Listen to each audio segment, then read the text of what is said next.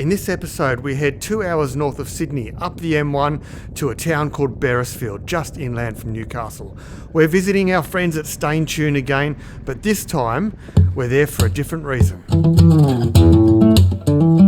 Alright Graham, you've got me up here on a freezing cold morning, Beresfield near Newcastle. You've got my beautiful Helga here. What are we doing today? Mate, well, we're going to play Staintune exhaust, funnily enough. So we'll pull your off the that comes with your model of bike and put a Staintune on and see what we can produce. You've been doing some development on Staintune pipes for the GS, and so today we're looking at prototypes? Yeah, so Dan's built 3 different versions of what we believe will be required for this bike.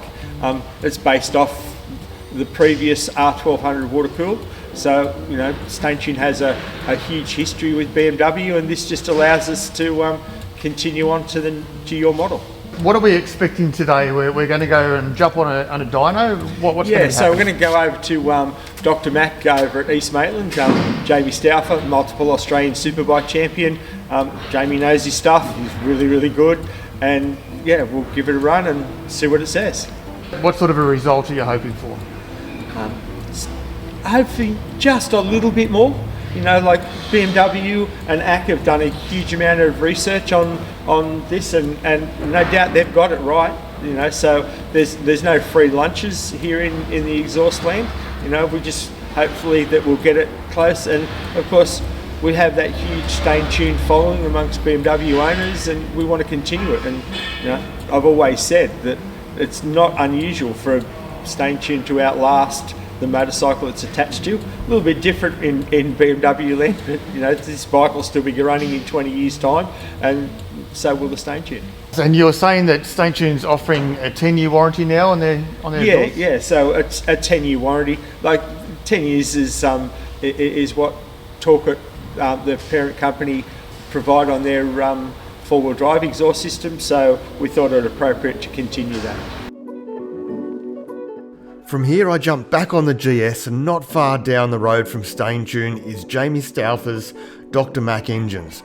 Here we'll be able to put the bike onto a dyno, test it, change the exhaust out, test it again, and see what sort of performance we have from this prototype of Staintune pipe.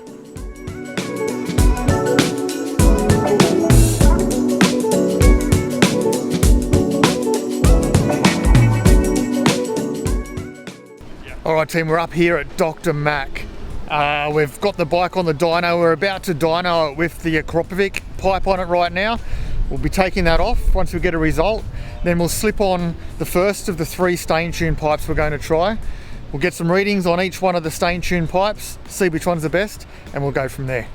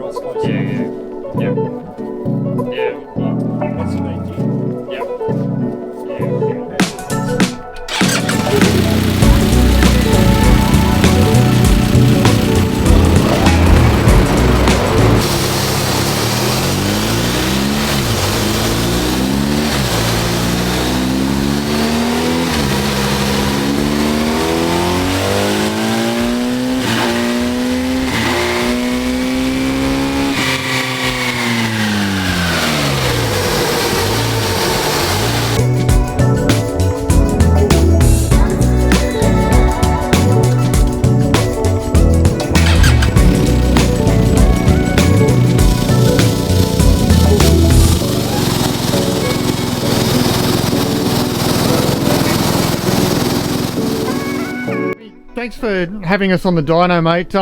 Firstly, let's talk about the Akrapovic pipe and the performance sort of numbers that we got out of that. Yeah, so Akrapovic, a great, a well-known company throughout the world, do great stuff, and we ran the bike up on the dyno straight up with it on, and the bike produced great numbers. It's the big engine, got good torque, everything looks great. So yeah, it's they've done a good job with that. We put the a Staintune muffler on it, and which is quite a bit lighter. Peak power it dropped 0.6 of a horsepower, but gained like peak torque, and through the mid range gained a newton meter of torque, and smoothed the power curve out. So it was I think it was a good step. The muffler sounds great. Both mufflers sound great, and it should. We feel like we made a step forward with the Staintune today. So with the performance changes just from today alone, from these first prototypes, would you say that it'd be a more usable power curve now than it was before? Yeah. So the nature of the power curve on these bikes, they've got a lot of power down low, like torque's down really low, so it's not an engine you'd want to be revving to the red line, so to speak. So to fill in the gaps, there is a dip in the torque curve where you would be riding. So to fill that gap in, the more you could, the better it will be to ride, make the power more linear. The Staintune has done that. It's that's where it's picked up a fair bit of power. So we're going to continue. We'll continue trying stuff to see if we can make that even better and make it more rider friendly, user friendly for the average guy to be riding it.